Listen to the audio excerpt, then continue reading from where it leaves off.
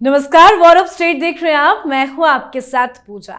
महाराष्ट्र विधानसभा चुनाव के लिए कल मतदान होना है। राज्य की सभी 288 विधानसभा सीट पर कल एक साथ वोटिंग होगी, तो वहीं झारखंड में दूसरे चरण में 38 सीटों के लिए वोट डाले जाएंगे। मतदान में सोरेन परिवार के 4 सदस्यों हेमंत सोरेन, कल्पना सोरेन, सीता सोरेन और बसंत सोरेन की सियासी किस्मत दांव पर लगी है।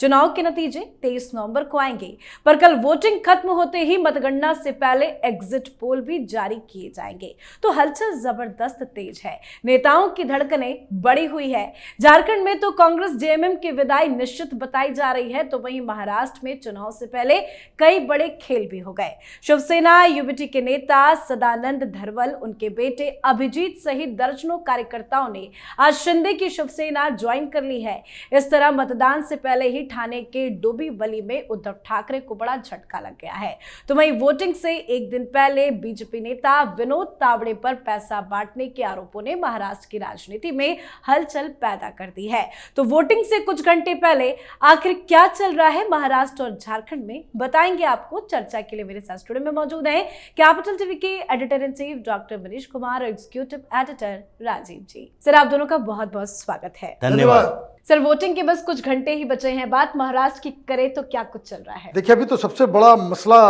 विनोद तावड़े का आ गया।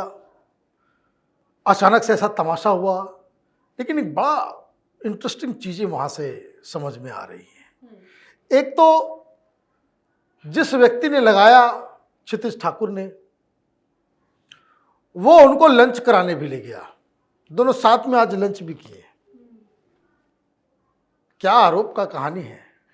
मतलब सब फर्जीवाड़ा है कि क्या किया जाए, ये तो मजबूरी है। एक ही कार से तीनों गए और एक ही कार से तीनों गए। बताइए, अजीब कहानी है ये। क्या आरोप लगा? 5 करोड़। अरे बाबा, 5 करोड़? 5 करोड़ कोई हवा पानी है? 10 बड़े बड़े सूटकेस लग जाएंगे। वो आदमी होटल में जा रहा है, होटल में कोई कमरा उनके नाम बुक नहीं है। होटल के रेस्टोरेंट में मीटिंग चल रही है, उम्मीदवार के साथ बैठ करके वहां बातचीत चल रही है। भाई कल की तैयारी क्या है? 10 लोग आते हैं और वो लहराने लगते हैं, और पता नहीं किस तरह से मीडिया इस मामले को ये करती है, इतना बवाल मचता है। और शाम में जब उन्होंने घोषणा की कि 6 बजे मैं प्रेस कॉन्फ्रेंस करूंगा, अपनी सफाई दूंगा, इलेक्शन कमीशन ने मना कर दिया, कह दिया कि भाई आज प्रेस कॉन्फ्रेंस नहीं कर सकते। तो वो तो चारों तरफ से फंस गए। अब दिक्कत क्या है? आप ये सोचिए, क्या जी ये खबर नहीं आई होती तो क्या खबर चल रही होती? अगर विनोद तावड़े की खबर नहीं आई होती तो हर जगह खबर चल रही होती है अबू आजमी उस जिहादी मौलाना गजवाए हिंद कराने वाले के साथ की मीटिंग, जो तस्वीर आ गई, जो गिरफ्तार हुआ था। इस देश में जिहाद फैलाने वाले शख्स के साथ ये मोहब्बत की दुकान वाले, ये इंडी गठबंधन वाले वोट की गुहार लगा रहे हैं। यही डिस्कशन हो रहा होता ना। तो टाइमिंग बड़ा परफेक्ट था। बवाल कायदे से इन लोगों ने मचाया और मीडिया ने इस मसले को बहुत कायदे से उछाला। तो ये जो एक दिन पहले ये बवाल मचा है, हालांकि मैं आपको बता दूं, इन सब का वोटिंग के ऊपर कोई असर नहीं पड़ने वाला। सारी मेहनत बेकार, सारी मेहनत जो है वो बेकार है। लेकिन जिस हिसाब से ये महाराष्ट्र के अंदर जो फ्रस्ट्रेशन और डिप्रेशन नजर आ रहा है विपक्षी पार्टियों में, तभी तो आप इस तरह का काम करते हो। वो बता रहा है कि ये लोगों ने ये समझ लिया है कि चुनाव जीतने वाले नहीं। बिल्कुल, लेकिन एक पॉइंट ये है कि ड्रामा तो हुआ है, वो जमकर दिख रहा है, लेकिन सर ये किसके प्रेशर से किया गया? क्योंकि राहुल गांधी भी वीडियो शेयर कर रहे हैं, मोदी सरकार को घेर रहे हैं। आखिर इसके पीछे पूरी किसकी प्लानिंग थी? देखिए, राहुल गांधी वीडियो शेयर करके बता रहे हैं कि देखो ये सेफ में से 5 करोड़ निकला, लेकिन 5 करोड़ निकलने से पहले राहुल गांधी कुछ दिन पहले की एक खबर शेयर कर देते कि 125 करोड़ रुपया कैसे वोट जिहाद के लिए महाराष्ट्र में बांटे जा रहे हैं। गुजरात और महाराष्ट्र में जो छापेमारी हुई, ईडी ने जो बैंक अकाउंट जब्त किए, उन सब से ट्रांजैक्शन हो रहा था और प्लानिंग चल रही थी अक्टूबर से ही।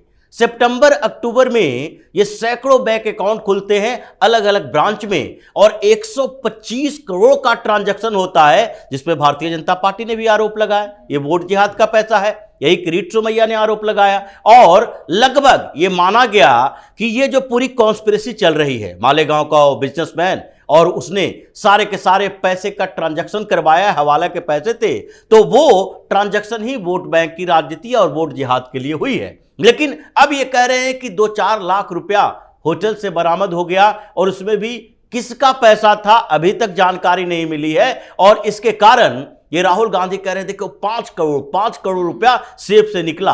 5 करोड़ रुपया और 5 करोड़ रुपया का विधानसभा चुनाव में प्रभाव।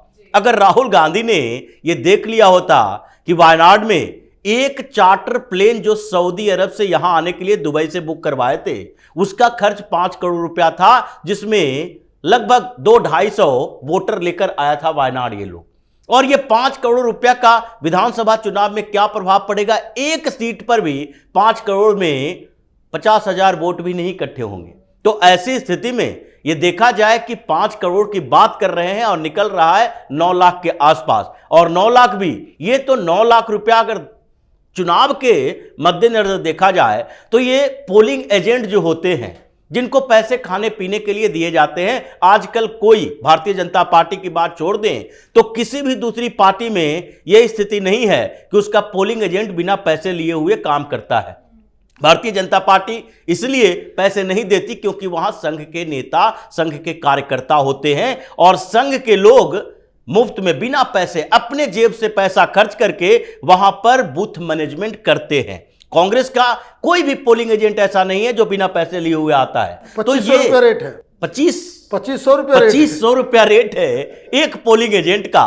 तो ये कितना सैकड़ों करोड़ तो इनको खर्च करना पड़ता होगा सिर्फ बूथ मैनेजमेंट करने के लिए। और ये 9 लाख 5 लाख की बात कर रहे हैं, ये फंसाया गया है। ये पता चला इन लोगों को कि विनोद तावड़े जो हैं वहां पर मीटिंग करने वाले हैं और किसी ने एक कमरे बुक किए और उसमें 9 लाख रुपया 10 लाख रुपया रख दिया और ये लोग बाहर से नोटों की गड्डियां फैलाने लगे। क्योंकि इनकी स्थिति ऐसी हो गई है कि चुनाव से पहले वोटिंग होने वाली है, उससे पहले उद्धव ठाकरे की पार्टी के नेता छोड़कर जा रहे हैं।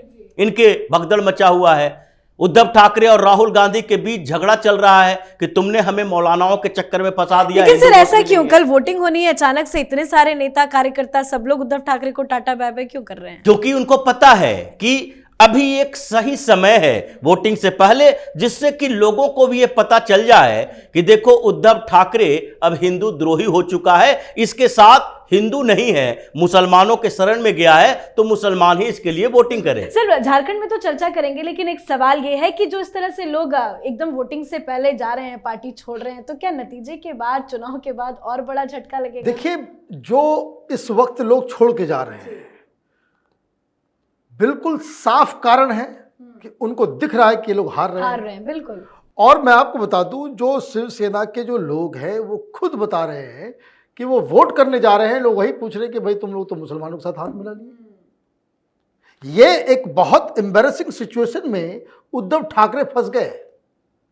आप पूरा चुनाव लड़ ले रहे हो, हिंदू हृदय सम्राट बाला साहब ठाकरे के नाम का आप ढंग से इस्तेमाल नहीं कर सके, बस इस डर से कि पिताजी के नाम से मुसलमान नाराज हो जाएंगे, बाबरी मस्जिद आ जाएगा। तो ये सारी चीजें मुझे लग रहा है कि ये तो चुनाव के बाद, चुनाव से पहले ये कार्यकर्ता जा रहे हैं इंडी गठबंधन छोड़ के उद्धव ठाकरे को, चुनाव के बाद ये उद्धव ठाकरे को इंडी गठबंधन छोड़ना पड़ेगा। बिल्कुल सर, बात झारखंड की करें तो ये तो सिंगल मैच दिख रहा है। ये तो बिल्कुल हम लोग शुरू से कहते आ रहे हैं कि क्लीन स्वीप है, there is no doubt now. और अब डाउट की इसलिए भी जरूरत नहीं है क्योंकि अब जब हेमंत सोरेन खुद ही कह रहे हैं कि भाई कांग्रेस पार्टी को इतनी सीटें नहीं देनी थी, कांग्रेस पार्टी को कम सीटें देनी थी, बहुत दे दिया और उसकी वजह से हम लोग हार रहे हैं। वो खुद डूबे और हम लोगों को भी लेकर के डूबे। अब दिक्कत क्या है, कांग्रेस पार्टी के कारण क्यों हार हुई? क्योंकि कांग्रेस पार्टी ने, झारखंड मुक्ति मोर्चा अगर कांग्रेस पार्टी से रिश्ते तोड़ ली होती तो आज थोड़ी बेहतर पोजीशन में होती। कारण कांग्रेस पार्टी को झारखंड में वो ओवैसी की पार्टी समझा जाता है। वहां राहुल गांधी ने जो सारा कमान जो है वो मुसलमानों के हाथ में दे दिया है। अब देखिए इसका सबसे बड़ा लीडर कौन है वहां, आलमगीर, उसको आपने ये सब कर दिया। और उसके बाद जब ये इंचार्ज बनाने का समय आता है, आप कश्मीर से उठाकर लाकर रख देते हो मीर साहब को, भाई यहां तो बदल दिए होते। तो वो बिल्कुल ही ऐसा लग रहा है कि मुसलमानों की पार्टियों के बहुत सारे कार्यकर्ता, बहुत सारे वर्कर, बहुत सारे लोकल लीडर्स जो पिछली बार कांग्रेस पार्टी के साथ काम कर रहे थे, उन्होंने टाटा बाय बाय कर दिया कि नहीं, यहां तो पॉसिबल नहीं है। और जिस तरीके से वहां पे हिंदुत्व के नाम पे ये रोटी बेटी और माटी और घुसपैठियों को भगाने का, उल्टा टांगने का, उसके बस्तियों को आग लगाने जैसी बातें कही गई, फ्रंट फुट पे बैटिंग किया गया है भारतीय जनता पार्टी के द्वारा। और इसमें झारखंड मुक्ति मोर्चा और कांग्रेस पार्टी का जो अलायंस है वो पूरी तरीके से ऑलरेडी परास्त हो चुका है। आज हेमंत सोरेन भी पछता रहे होंगे। मतलब झारखंड में तो बीजेपी की जीत सुनिश्चित नजर आ रही है, लेकिन सर ये जो बड़े चेहरे हैं, चाहे वो हेमंत सोरेन हो, कल्पना सोरेन हो या पूरा सोरेन परिवार, ये लोग अपनी इज्जत बचा पाएंगे या नहीं? देखिए, सीता सोरेन तो भारतीय जनता पार्टी में है। उन्होंने पहले ही पाला बदल लिया कि अब हेमंत सोरेन के साथ नहीं रह सकते। और जहां तक कल्पना सोरेन की बात है, संभावना दिख रही है कि अगर इस लहर में वो अपनी इज्जत बचा पाई, जीत पाई, तो बहुत बड़ी बात होगी, क्योंकि मेहनत बहुत कर रही है। इस बीच पहली बार एक्टिव पॉलिटिक्स में आई है, तो उन्होंने मेहनत बहुत किया है, चाहे रोड शो हो या फिर जनसभाएं हो या फिर घूम घूम कर प्रचार करना हो। तो इस मेहनत का फायदा हो सकता है कि कल्पना सोरेन को मिल जाए। लेकिन झारखंड मुक्ति मोर्चा और कांग्रेस का गठबंधन, ये दोनों गठबंधन की जो स्थिति झारखंड के अंदर रही है, उसमें तो ये काफी पिछड़ चुके हैं, क्योंकि इन लोगों ने ये समझा ही नहीं कि आदिवासियों का वोट लेने के लिए आप उसकी संस्कृति की सुरक्षा का वादा नहीं कर रहे हो, उनके साथ खड़े नहीं हो, तो सिर्फ डेवलपमेंट की बात कर करके आप उनका वोट नहीं ले सकते हो। और भारतीय जनता पार्टी ने दिखाया कि जितने भी आदिवासी लीडर झारखंड मुक्ति मोर्चा में हुए, और हेमंत सोरेन का भी परिवार, चाहे शिबू सोरेन हो, हेमंत सोरेन, ये सारे लोगों ने आपका ही पैसा लूटा। आदिवासियों के डेवलपमेंट के लिए जितने फंड दिए गए, उसमें से ही इन लोगों ने सेंधमारी की, और इसका परिवार करोड़ों अरबों में खेल रहा है, और लोग हैं जो सड़कों पर घूम रहे हैं। तो ऐसी स्थिति में न विकास का मुद्दा और न ही विचार का मुद्दा, कोई भी मुद्दा इन लोगों का सेट ही नहीं हो पाया।